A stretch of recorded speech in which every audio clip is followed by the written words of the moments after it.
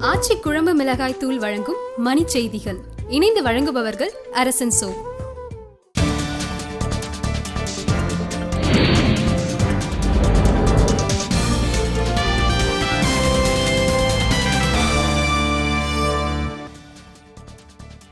விரைந்து செயல்படாத பணியாளர்கள் விருப்ப ஓய்வு பெற்றுக் கொள்ளுமாறு நடுவண் அமைச்சர் நிதின் கட்கரி அறிவுறுத்தல்.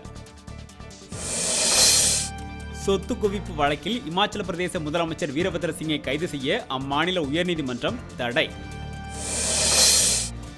புழல் சிறையில் மோதலில் காயமடைந்த கைதிகளுக்கு சிகிச்சை அளிக்க சென்னை உயர்நீதிமன்றம் ஆணை.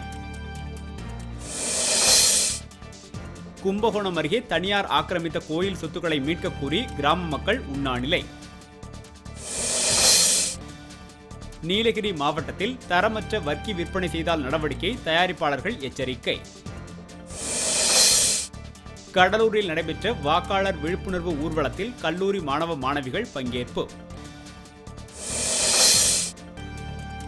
திருவாரூரில் அரசு பேருந்து மோதியதில் சாலையோரம் நடந்து சென்ற பெண் உயிரிழப்பு.